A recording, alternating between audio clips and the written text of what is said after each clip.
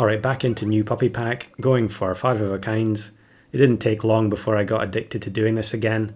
I'd kind of burnt out on it trying to do it in the previous version of puppy pack.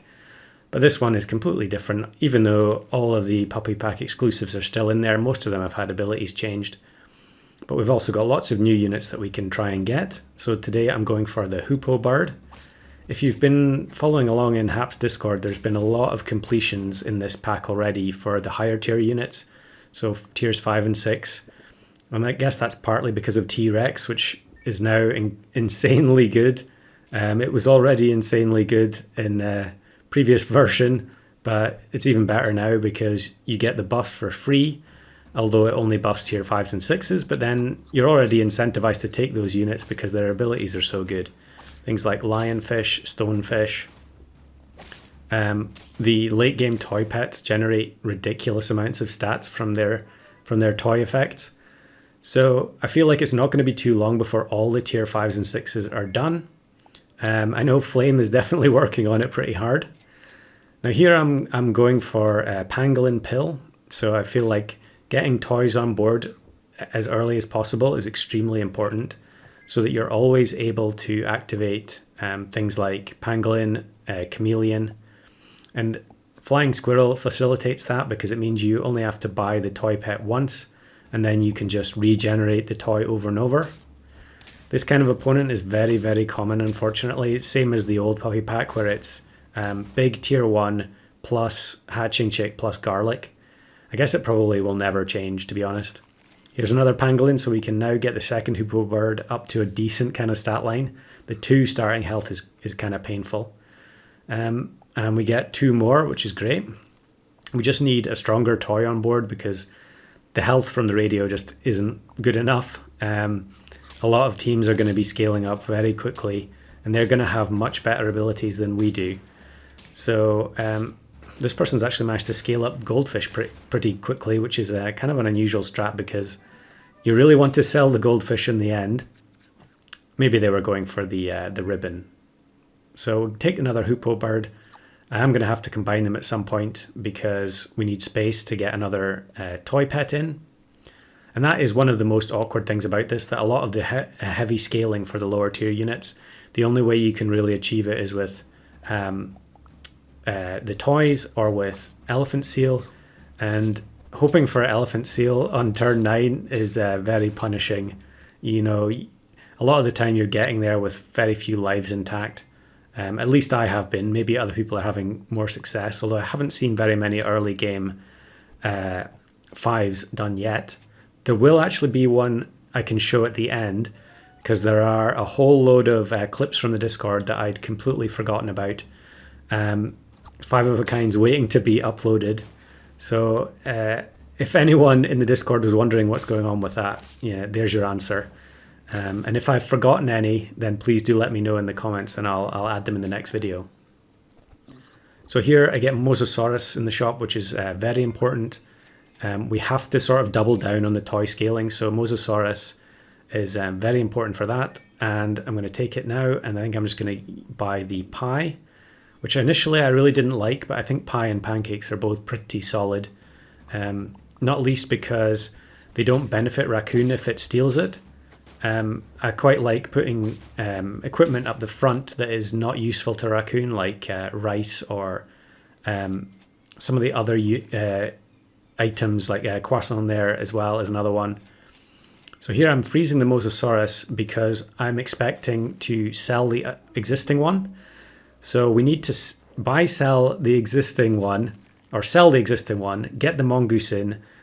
That will replace the radio with the television, and then we can look to get the Mosasaurus back in because the Flying Squirrel will just regenerate the toy from the mongoose. So we get a draw there because of the Hoopoe abilities stacking up. But selling the Mosasaurus also means that after activating the television, we can pill this Chameleon, and that will immediately give +2/2 to everything, which is very good. And then we can actually roll again in case we find another Chameleon and pill. We don't, so I'm going to take the Mosasaurus and freeze the chocolate because it's definitely worthwhile leveling the Mosasaurus up if we can in time for the toy break, and then we'll get double the stats. So again here, the skewer does great stuff, killing off the opposing Hoopoe Bird. And it's so weird seeing Octopus snipe after attack, but a welcome change. And in fact, Octopus is definitely one of the 5s that's been done already. So now we really need, we need to just get as much equipment, as usable equipment as possible onto these pets, and then just hope for good matchups. This is not a good matchup, unfortunately. I haven't bought Llama once since the update, but it seems like it's still decent enough. And Panther is ridiculously good. I feel like in these early days, you can already feel which pets are going to get nerfed in the next update because they're way over the top. Flying Squirrel for sure, I would say, is one of them. Even though I'm abusing it here, I think being able to just regenerate the toy over and over, it just doesn't make sense, especially for the teams that are not doing what I'm doing here. The teams that are just playing the strongest units. And it basically means that Flying Squirrel is like an auto buy, and having an auto buy tier 3, it just doesn't seem like it makes a lot of sense to me. We've already got like auto buy clownfish in custom packs. We don't need more of them. Now here I just buy the chocolate so that I can potentially level up the other Hoopoe. It would be worth it for the extra snipe damage. And I think here we're going to be fine. They had Middle Raccoon. I think a lot of people are starting to do that because they're catching on to the opposing strategies of putting unusable food items at the front. So buy another pancakes, which if you never replace the pancakes, that scaling is basically permanent. Although I guess maybe at the start of battle it could get replaced by weakness. I'm not sure if that... Yeah, because there's bats, so I suppose if a bat had higher attack, it could get replaced, but I'm not sure I've seen that happen yet. And here's someone with a new Caterpillar. I'm not sure if I'm a fan. I didn't like the old one, but I'm not sure if this new one is much better. It's still a bit of a feels bad when they copy your biggest unit. And now I've got the Puma frozen because we can... Once we're in a position where... I would rather just get double the permanent scaling and not worry too much about the toy being regenerated. I can sell Flying Squirrel. And I think it's kind of awkward because of the turns. You also don't know if you're going to draw. So you can't guarantee how, if it's an even number or odd number of turns left. So I think here I'm actually just going to commit now. Even though I'm only on 1 heart, I'm just going to commit to the Puma because the toy is going to break next turn. And I've frozen the chocolate, probably not worth it. I should have just unfrozen that and looked for some other kind of useful item to give to the Puma or the Mosasaurus. And this time I think we are going to get the better of this Llama team because of the Puma is going to survive on 2 HP. And so the television breaks, we get the double trigger from the Puma. However, now we don't have any toys left. And actually, I'm just going to go for it now and sell Mosasaurus as well with the extra gold. We're going to put the 2 weak Hoopoes front and back.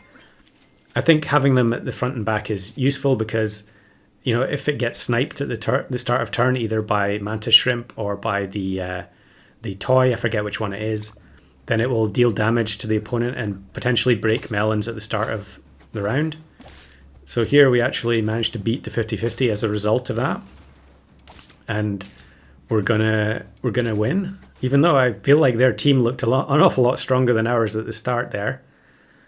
But now we're on turn 18. We're really going to need a kind matchup, given that we have 2 almost base stats tier 3 units. And I guess there are still a decent number of people who are figuring the pack out, so it's not out of the question. But actually, the matchmaker dredges up a level 3 sloth. Now, I really hope this person got a nicer matchup for their team when they actually played. It's just generally nice to see a level 3 sloth in the wild, especially when it's not in custom packs where they tend to be. Now, here are the clips I was promising earlier. This is Abanime getting 5 octopus in the old version of Puppy Pack. and also 5 gorillas. If you haven't watched Sag's 5 gorilla video that he put out recently, you should definitely do that. I'll link that in the description if for some reason you haven't seen it.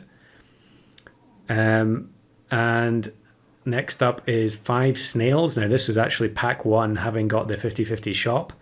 And on turn 30, actually getting matched with another opposing team that isn't a ghost team.